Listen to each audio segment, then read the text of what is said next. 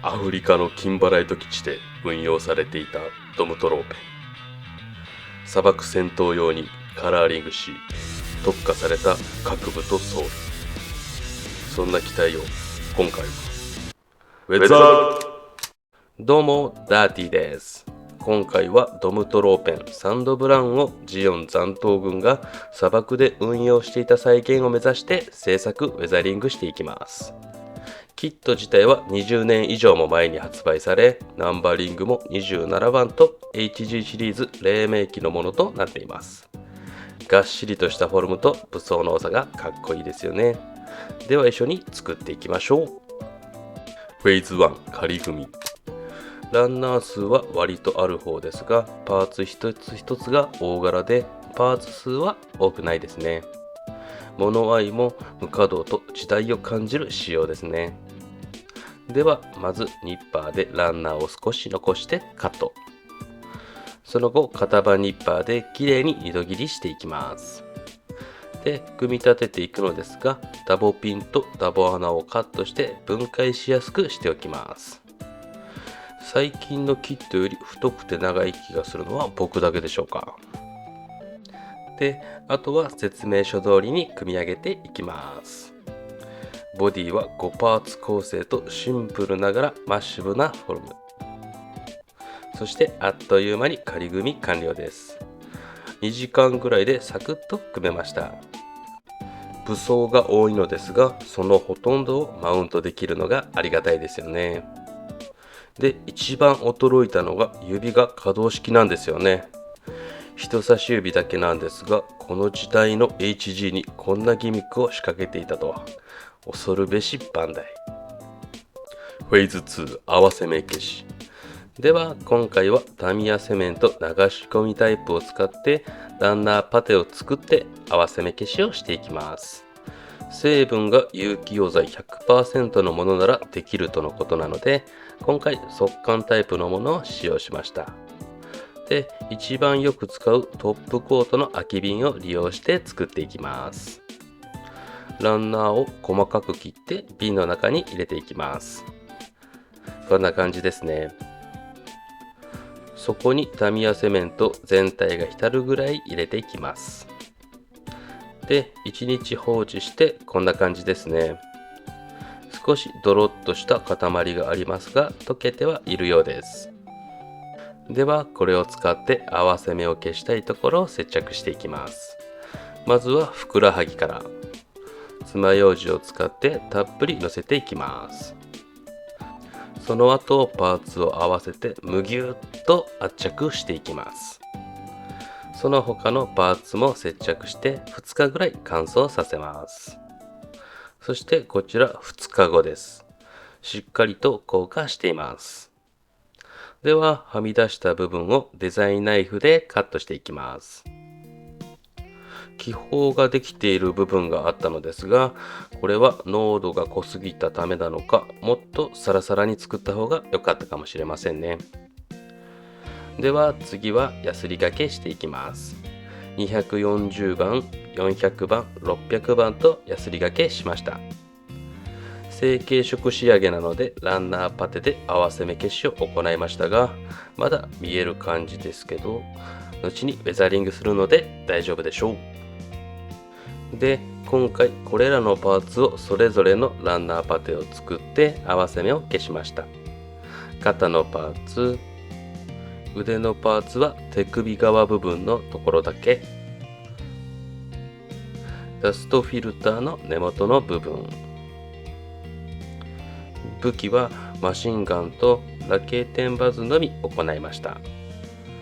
バズーカ本体は色ムラがすごいので今後やり方を改めないといけないですね。フェーズ3パーツ処理ではいくつか丸いモールドがあるので、これらをスピンブレードを使って彫り直してはっきりと見えるようにしていきます。1ミリのブレードを使ってパーツと垂直になるようにして削っていきます。右が作業終了後ですね。左に比べてモールドがはっきりしているのがわかると思います。これを丸いモールドの箇所すべてに作業します。次は 0.15mm の高根を使ってモールドの彫り直しを行います。単純にモールドに沿って彫り直せば OK です。次は少し厄介なのですが、この部分に筋彫りをしてしっかりとしたモールドにしていきます。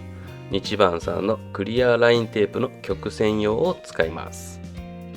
指で支点を押さえ引っ張りながら溝に追従していきます。少し伸びるようなビニール素材なので力技にはなりますが、1本で綺麗に曲線にマスキングできます。言葉での説明が少し難しいのですが、今回は緩やかな大きな曲面なので見ての通りそこまで苦労することはないと思います。マスキングが終わればまずは毛書き針で当たりをつけていきます。すみません、忘れていましたが上の方にもマスキングを追加して作業をしていきます。当たりをつけ終えれば 0.15mm のタガネで筋彫りしていきます。筋彫りが終えればマスキングテープを剥がしてチェックします。横の既存のモールドよりも細くてアンバランスなので同じようなモールドにしていきます。まずは 0.2mm のタガネでモールドの幅を広げていきます。これでだいたい同じぐらいの幅になりました。次はバルチジルコニアスクレーパーマジスクを使って C 面を作っていきます。刃先をモールドに入れて横にスライドして削っていきます。モールドに対してできるだけ垂直に刃を当てて作業します。これを両方向から削っていき、削り終えれば800番のヤスリで作った C 面の角を丸くしていけば完了です。あとは反対側とそれをつなぐ線も同じ作業をすれば OK です。次は段落ち処理をしていきます。まずは太もも部分のパーツから。段落ちする箇所を開いて 1mm のプラバンを挟みます。0.4mm のタガネを使って挟んだプラバンに沿って筋彫りしていきます。これを左右両方からやっていきます。仕上がりはこんな感じです。今回はこれらのパーツに段落ち処理しました。肩のパーツの内側、ボディパーツも肩の突起部分ですね。これはショルダーアーマーと頭部をつけて見える範囲だけにしています。あとは基本的なヤスリ掛けをしていきます。パーティングラインや気になるゲート跡を消していき、これでパーツ処理は終了です。フェーズ4ダメージ加工では、電動リュータに丸いビットをつけてダメージ表現していきます。エッジ部分を中心にちょんちょんとビットを当ててダメージコンを加えていきます。こんな感じに今回は表面に情報量を加えていきます。足回りにはがっつりとダメージをつけて全体的にはまばらに作業していきます。作業後はこんな感じです。エッジ部分以外にも広い面にも少し表面を荒らす程度のダメージ表現を加えています。爆風なので砂利や破片でついたような傷のイメージで今回作業しています。フェーズ5塗装。今回は武器類とバーニアだけ塗装していきます。ちなみにシュツルムファウストは塗装せず、そのマウント用のパーツだけ塗装します。使うのはミスターメタルカラーのアイアンです。で、こちら塗装後なんですが、この塗料は磨けば金属感が出るという面白い塗料で、こんな感じで綿棒や布でこすって最終調整します。今回は細かいことは気にせず、キッチンペーパーでワシワシと磨いていきます。作業後はこんな感じですね。こういう実弾系の武器にはしっくりくる仕上がりですよね。あとは物合い周りは真っ黒に塗装しました。次にこの関節部分のモールドの奥ばった箇所やダストシューターの穴の部分を黒く塗っていきます。エナメル塗料のフラットブラックで筆塗りしていきます。毛先が長い面相筆で希釈なしで塗りました。さすがに全ては綺麗に塗れないので、はみ出した箇所はエナメル溶剤をつけた綿棒で拭き上げるか、デザインナイフの刃先を使って削り落としていきます。すみません、忘れていましたが、こちらの足のパーツも塗装しておきました。次はバックパックのバーニアの中をエナメル塗料のレッドで塗装します。これはあえてはみ出すようにしっかり塗ってからエナメル溶剤でさっと拭き取る方が早く綺麗に仕上がります。これで塗装は終了です。フェーズ6可動モノワイ。今回は古いキットでモノワイがシールでの表現なので簡単に可動モノワイにしていきます。使うのは 3mm と 1mm のネオジム磁石です。1mm の方は絶望的に小さいです。で、単純にパーツを挟んでくっつけるだけなんですが、横の動きの時にこの裏の部分が邪魔になるので、デザインナイフでカットしていきます。で、今回なぜ 1mm と 3mm の磁石かというと、3mm 同士だと磁力が強すぎるので、塗装を傷つけてしまわないように磁力をコントロールしています。これぐらい削り落とせば十分です。これで横移動もスムーズに行えます。3mm だと付属のシールドがちょうどぐらいのサイズで、これでもいいのですが、今回はウェーブさんの H アイズを使用します。まずこちらのシルバーのラピーテープを適当に切り出して、ここに 3mm の H アイズを乗せていきます。そしてはみ出している箇所を直線でカットしていき、限りなく円に近づけていきます。実際小さすぎてカメラでアップしながらじゃないとよく見えなかったです。で、綺麗に切り出せました。最後に磁石に瞬間接着剤をつけて H アイズを乗せれば完了なのですが、ピンセットも金属なのでこういう失敗をしてしまいました。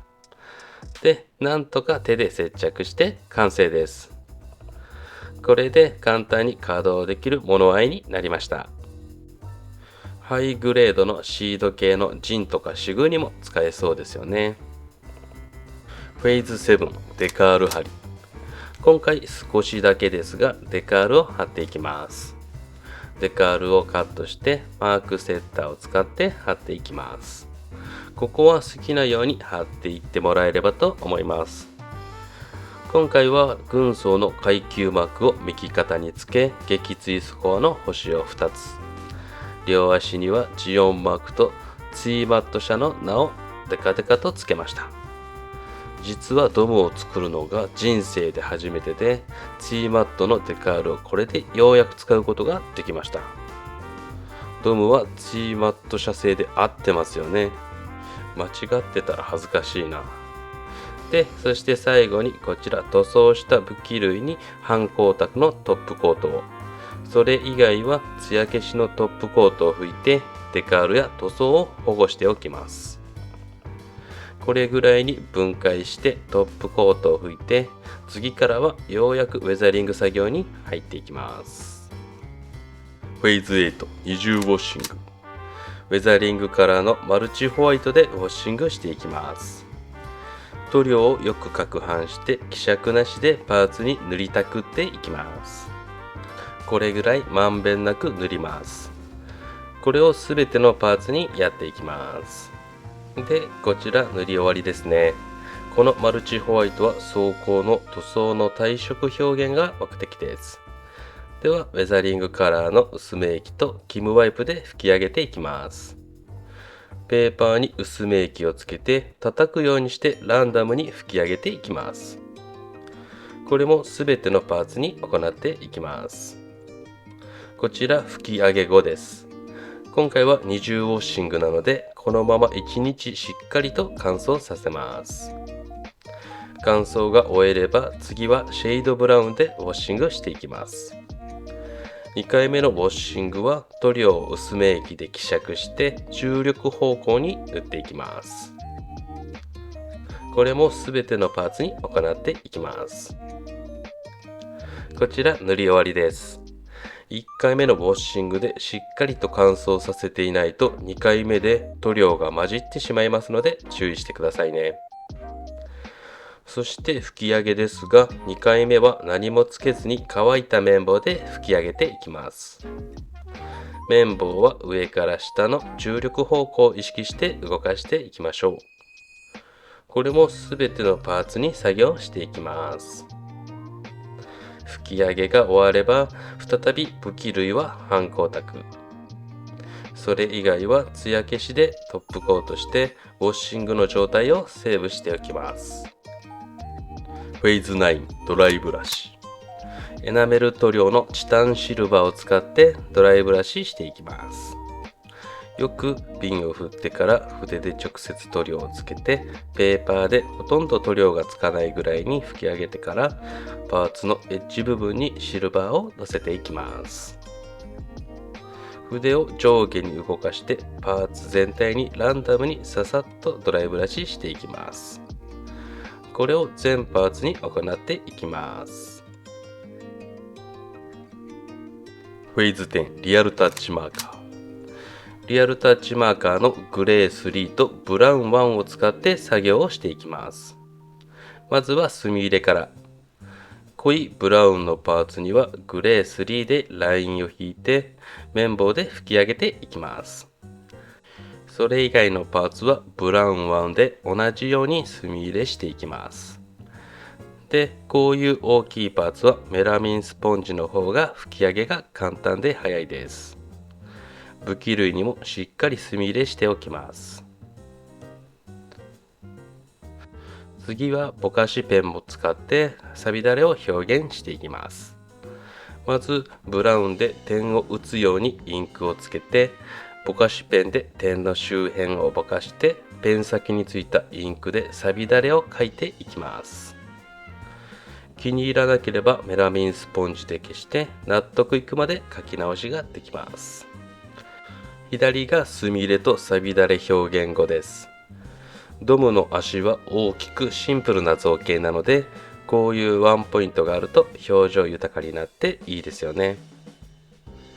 で、リアルタッチマーカーの墨入れ後、ヒートサーベルの刃の部分をイエローで塗装しておきます。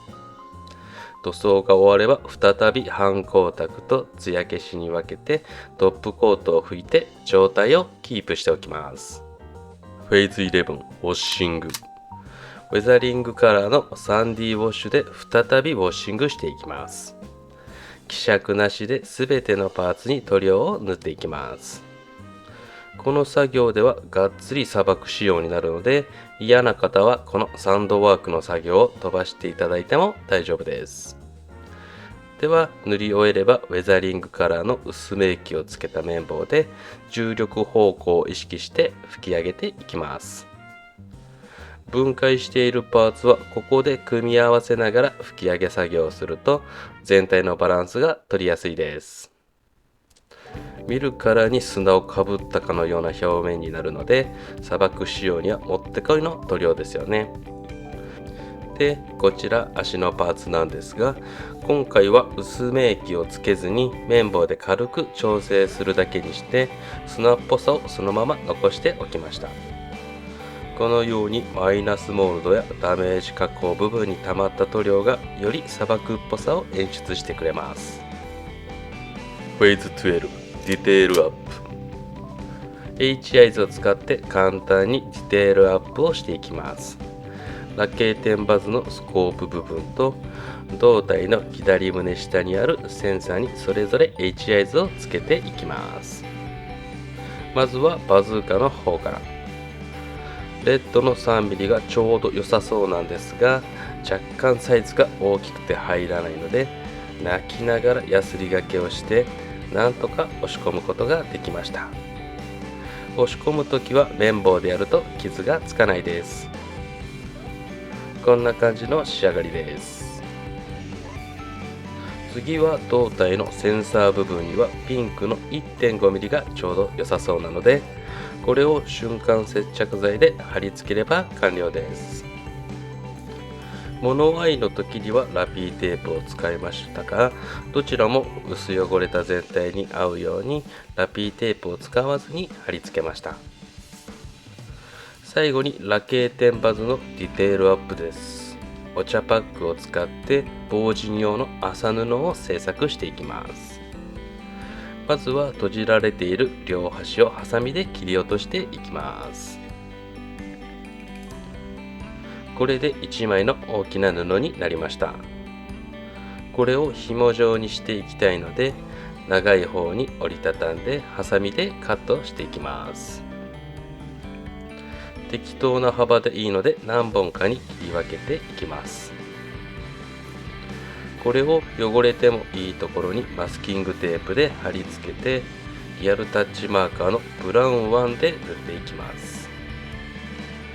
この作業は雑にやって塗りムラがあっても大丈夫です。こんな感じの仕上がりで、最後にテープがついていたところも塗っていきます。では巻きつけていきます。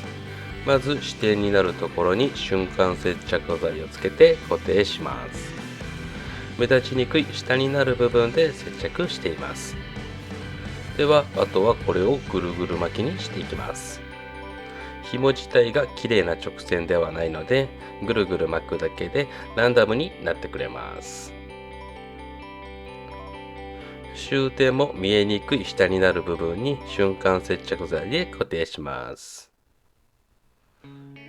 余した部分はハサミでカットして、今回もう少し巻きたいのでもう1本接着して途中から再開します。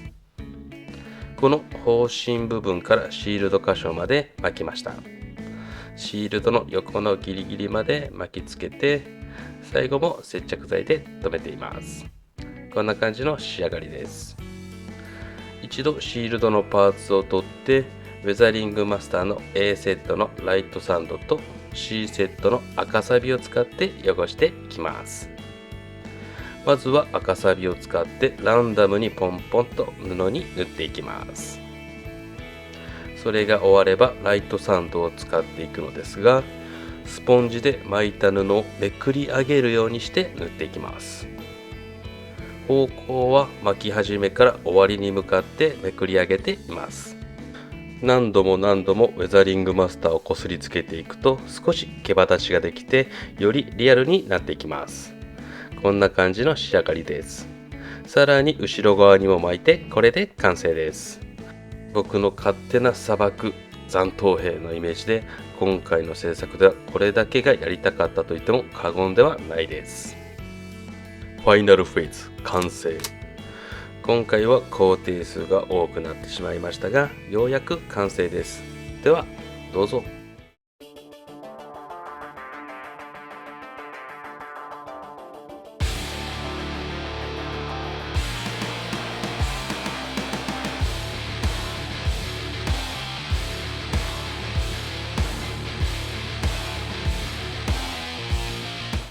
では比較です。今回はドムトローペンのマッシブでシンプルなデザインを崩さないように、造形的な部分はほとんどキットのそのままの状態に留めました。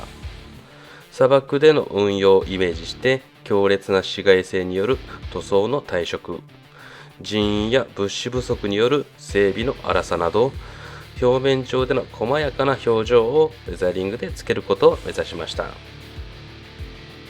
ではアップです。先ほど言ったようにアップで見ると、装甲の細かい色味の変化やダメージ痕に詰まった砂、墨入れが見える箇所や埋まっている箇所など、様々なウェザリングで情報量を追加しました。